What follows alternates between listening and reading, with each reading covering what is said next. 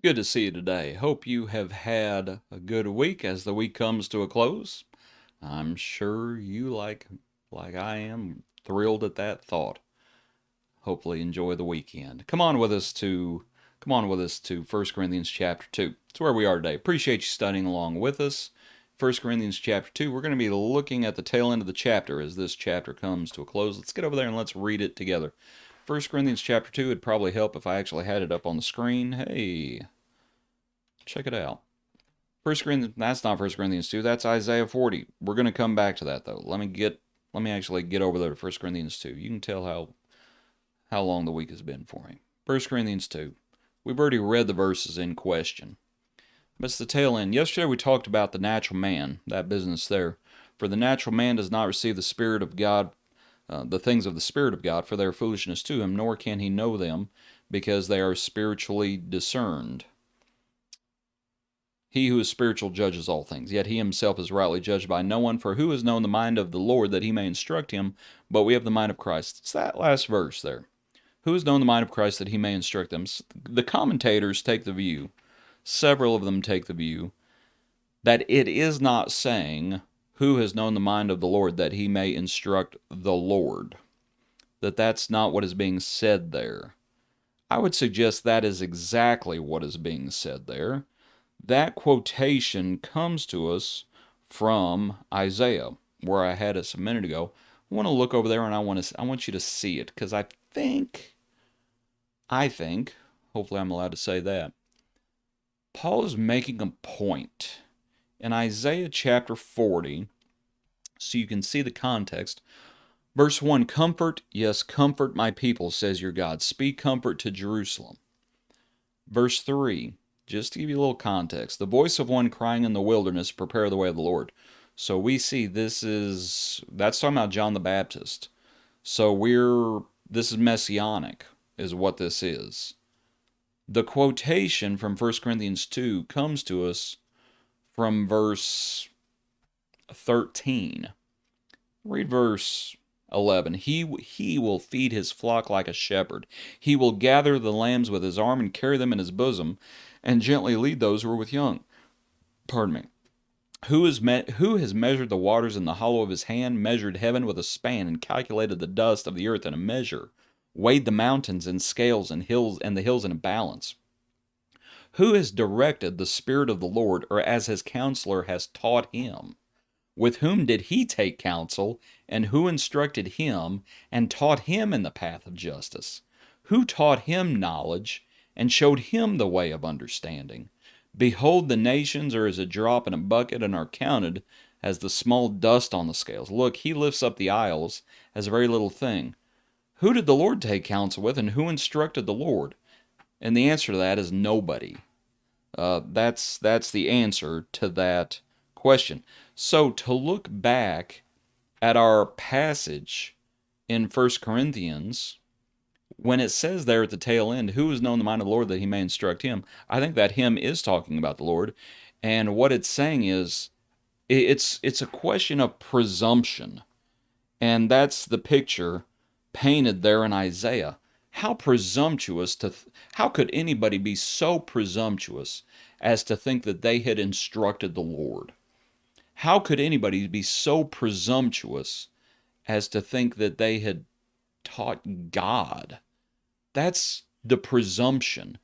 And there is a recognition of the Lord. Look at it in context. The Holy Spirit, we receive these things that are freely given by God.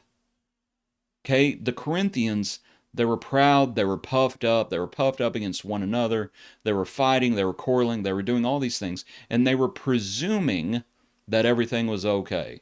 Everything was not okay. They were presuming that they were better than they really were. They were being presumptuous. And that verse in Isaiah, I think it helps us to understand how presumptuous as to think that you were teaching the Lord. That's not how it works. You let the Lord teach you. You let the Lord teach you, and you get in line. I want you to consider how presumptuous the Corinthians were. As they were puffed up, did they love God? Did they love God? Remember what they were doing. One was saying, I'm of Peter. One was saying, I'm of Apollos. And we'll come back to that in future lessons. I'm of Paul. Did they really love God? The spiritual man receives the things of the Spirit. Were they receiving the spiritual things? Later on, Paul is going to say, and let me see if I think it's fairly nearby, when he talks about, I can't find it. When he talks about, let those who are spiritual acknowledge the things that he said were from God. Those who were not spiritual would not. So did they really love God? Did they really love God? Look back in our verse. Context, context, context. Eye has not seen, nor ear heard, nor have entered into the heart of man the things which God has prepared for those who love him. Did they really love God? Or did they love themselves?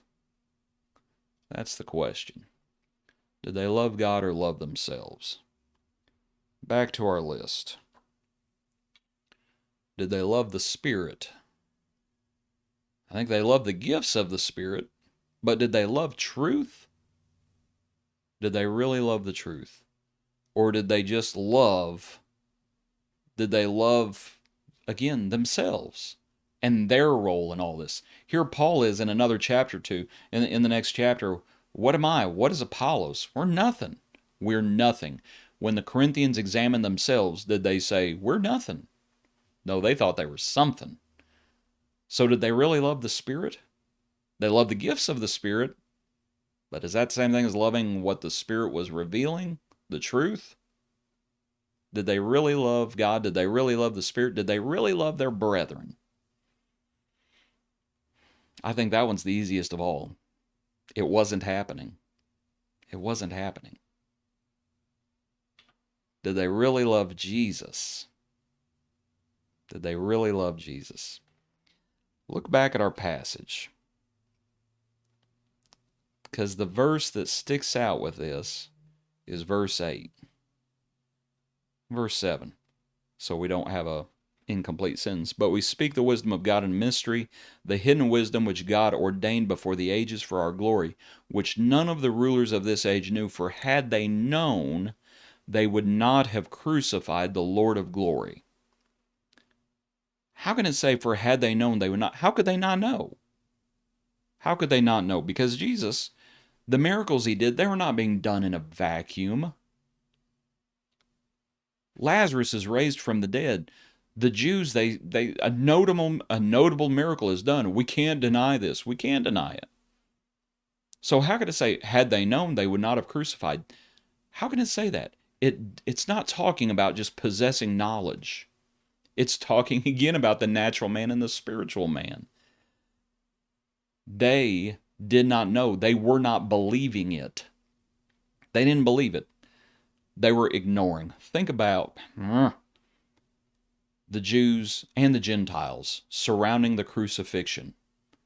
1 Corinthians 2, we're talking about Jews and Gentiles. So Paul keeps coming back to Jews and Gentiles. They ignored and they rejected. Jesus did the miracles.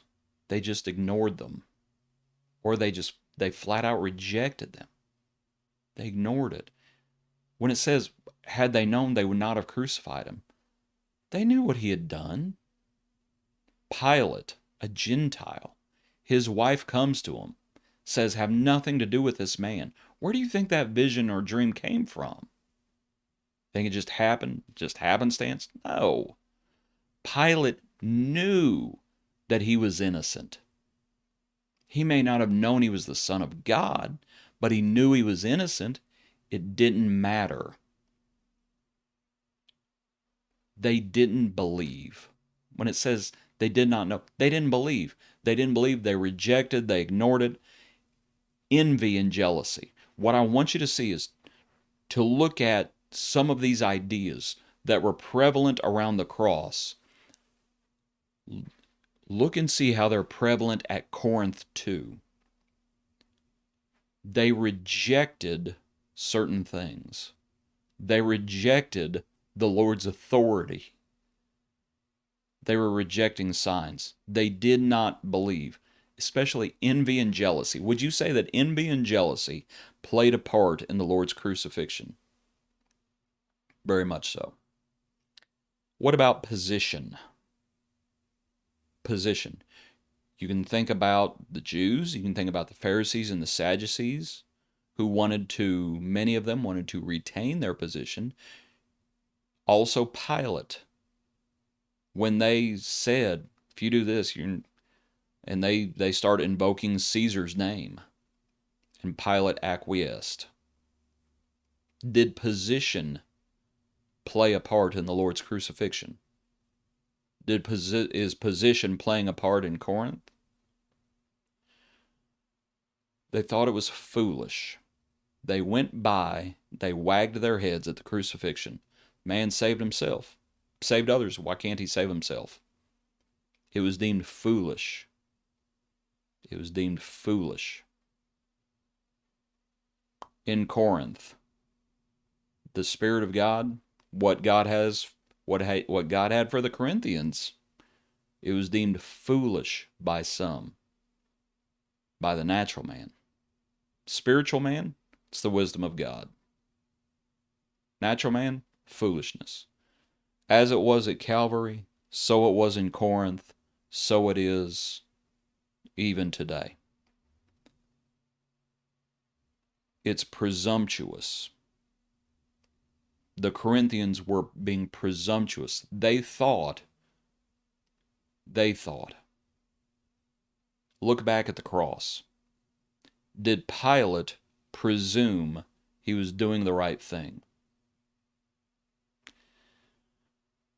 Did the Jews who crucified him presume that they were doing the right thing? In Corinth, were the Corinthians, even in the midst of the quarrels, even in the midst of sexual immorality, even in the midst of turning a blind eye to sin, even as brethren were suing one another, even as they were not tarrying for one another, even as you had people there denying the bodily resurrection of Jesus, they still presumed that they were good Christians. How presumptuous. How presumptuous. Just as presumptuous as thinking that you could teach God. We need to humble ourselves, and we need to let the Lord teach. Let the Lord teach. We love the Lord, let Him teach. We love the Spirit, listen to what has been revealed. We love Jesus, recognize His authority. Paul wasn't crucified for us. Peter wasn't crucified for us. Apollos wasn't crucified for us. And nobody else at Corinth was crucified for us. Give Jesus the honor. Bow the knee. And we better love the brethren as well. What's the great commandment? Thou shalt love the Lord thy God with thy heart, soul, mind, and body. And the second is like it, thou shalt love thy neighbor as thyself. Inasmuch as you have done it to the least of these, you have done it to me. We do not get to hate the brethren. We do not get to abuse the brethren and then presume that everything is okay, because it's not. Don't be presumptuous. As it was in Corinth, so it is today. Hope the study's been beneficial. It's a hard one, but it deals with a lot of issues. A lot of issues that were going on back then, a lot of issues that are still going on today. Hope it's been helpful, edifying, all of those things, as usual. Hope you have a good day. Hope you've had a good week. Hope you enjoy the weekend. Have a good Lord's Day. We'll see you Monday as we get into chapter 3. Thanks for being with us today.